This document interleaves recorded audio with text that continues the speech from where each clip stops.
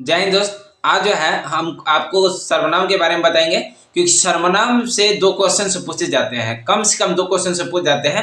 तो चाहे आप 10th के एग्जाम और चाहे 12th के एग्जाम देने वाले हैं 2024 में बिहार बोर्ड का, तो आपके लिए सबसे इम्पोर्टेंट वीडियो है। अगर आप 8 क्लास से हैं, 9th क्लास से या तो 7th क्लास से हैं, तो आपके लिए ये सर्वनाम के लिए सबसे बेस्ट वीडियो है। आज हम सर्वनाम के बारे में पूरे ट्रिक के साथ समझाएंगे कि किस तरह से एग्जाम में क्वेश्चन से पूछे जाते हैं, और आपको याद करने की जरूरत नहीं पड़ेगा। आप वीडियो को सिर्फ देख लीजिएगा तो आपको याद आ जाएगा, आप कहीं भी जाकर पढ़ा भी सकते हैं। तो सर्वनाम सबसे इंपॉर्टेंट बात है, हिंदी का व्याकरण है, सभी क्लास के बच्चे पढ़ते हैं व्याकरण में। तो चलिए वीडियो को स्किप मत कीजिएगा, क्योंकि आप वीडियो देखिएगा तो आपको ज्ञान खुलेगा। ये वीडियो ऐसे नहीं वैसे है। चलिए मिलते हैं आपको सर्वनाम में, बताते हैं सर्वनाम को। चलिए देखते हैं आपको सर्वनाम के साथ। देखिए एग्जाम में इस तरह से क्वेश्चन से पूछे जाते हैं।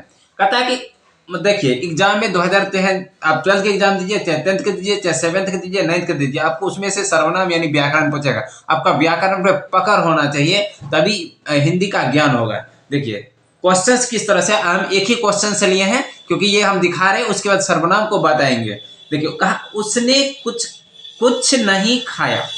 उसने कुछ नहीं खाया किस सर्वनाम का उदाहरण है। कहता उसने कुछ नहीं खाया किस सर्वनाम का उदाहरण है। और निश्चयवाचक है, संबंधवाचक है, कि निजवाचक है, कि प्रश्नवाचक है। इस तरह के क्वेश्चन से पूछे जाते हैं। इस क्वेश्चन का आंसर लास्ट में देंगे। अगर आप पढ़े हैं तो इसका आंसर कमेंट बॉक्स में जरूर लिखें। सर्वनाम पूरा पढ़ाने के बाद इसका आंसर आपको खुद ब खुद मिल जाएगा। चलिए देखते हैं सर्वनाम के बारे में। देखिए सर्वनाम जो है किसे कहते हैं, सबसे पहले बात ये देखते हैं। तो इसको हम बताए हैं कि आपको शॉर्ट में समझाएंगे, समझना। देखिए संज्ञा जो होता है, संज्ञा आपको आप समझ माना चाहिए, क्योंकि कहता है संज्ञा के बदले में जिस शब्द का प्रयोग किया जाता है उसको सर्वनाम कहते हैं। संज्ञा जैसे हो गया किसी वस्तु के नाम होता है, यानी दुनिया में जितना भी वस्तु है, शॉर्ट में समझ लीजिए संज्ञा, जितना दुनिया में जितना भी वस्तु है, चाहे वो जीव हो, जंतु हो, चाहे पदार्थ हो, सभी का कहीं ना कहीं नाम होता है। जैसे आपका नाम हो सकता है राम श्याम कुछ भी हो, जैसे राम के बदले में मैं प्रयोग कर दिया है, तुम्हारे बदले मतलब कि सीता के बदले में वह प्रयोग कर दिया।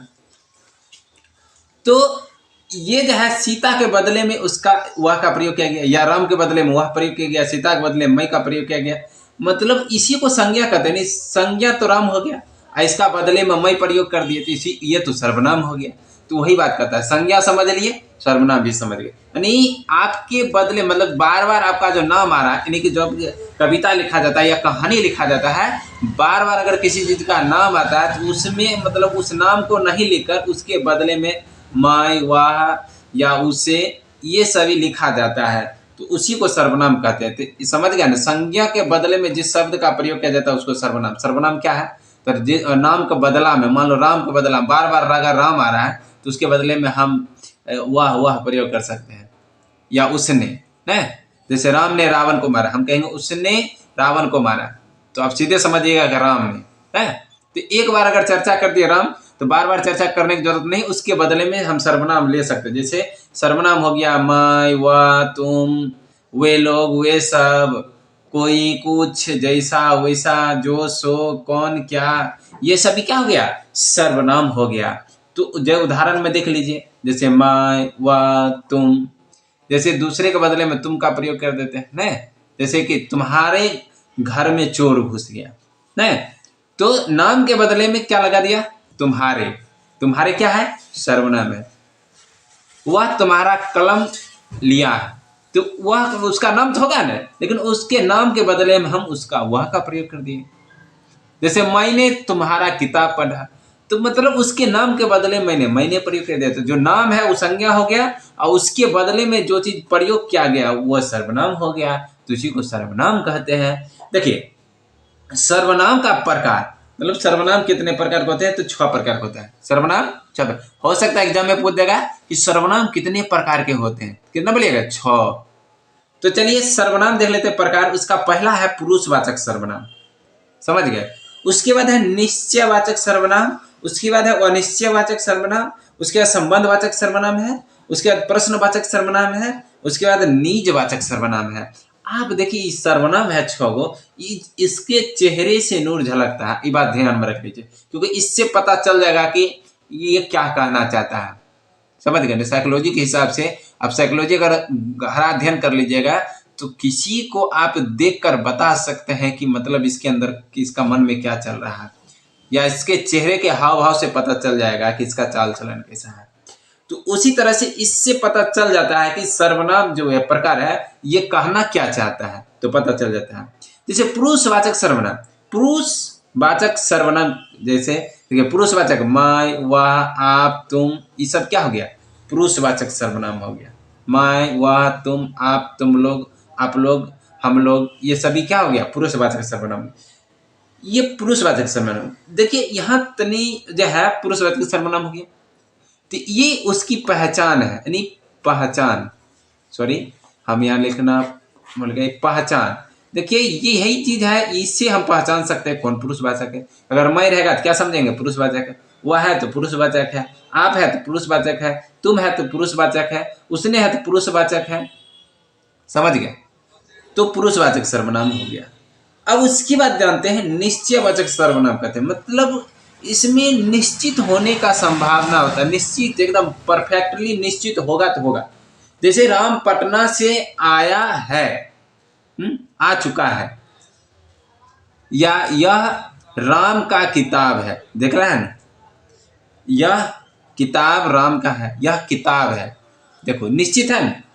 यह सेब है, यह केला है, मतलब उसके बदले में हम प्रयोग कर रहे हैं।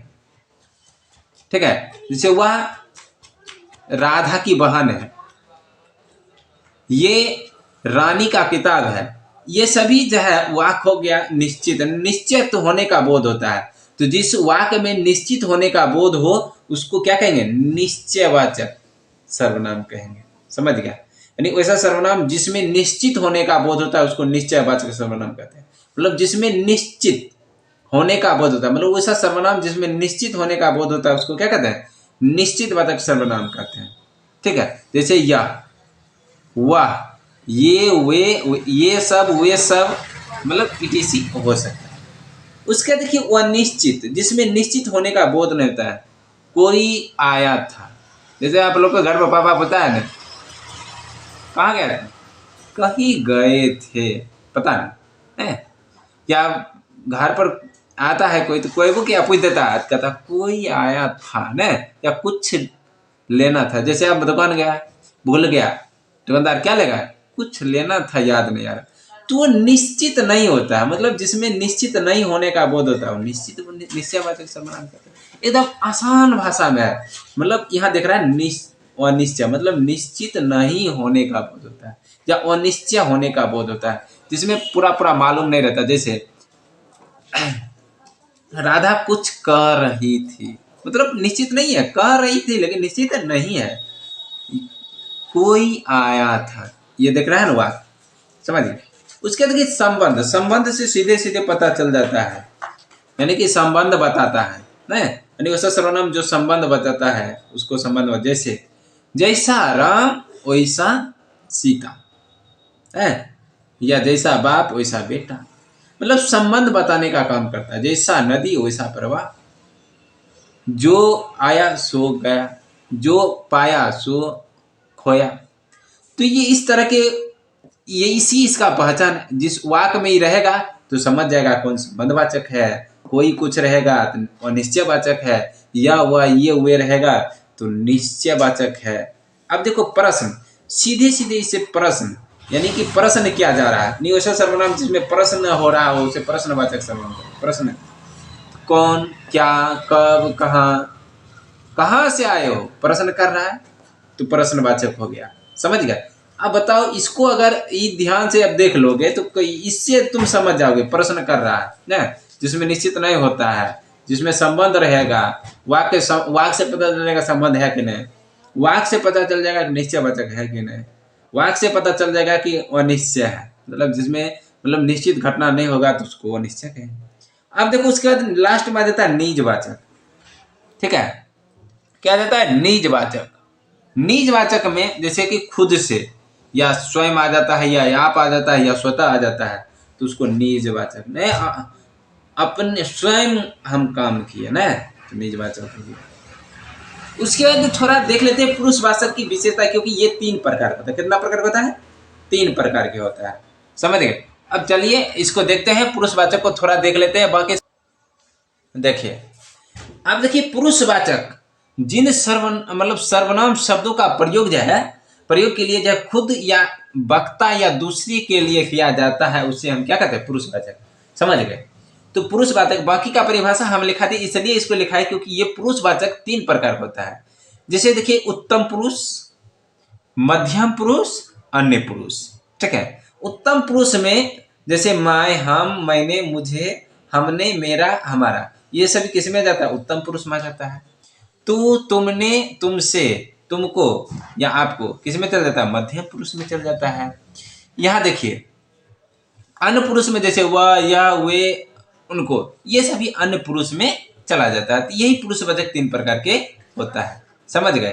तो बाकी सबका तो परिभाषा लिखाने का हमको बुझाता नहीं आवश्यकता है, आप समझ गए होंगे। अगर वीडियो अच्छा लगा तो एक लाइक जरूर से कर दीजिए।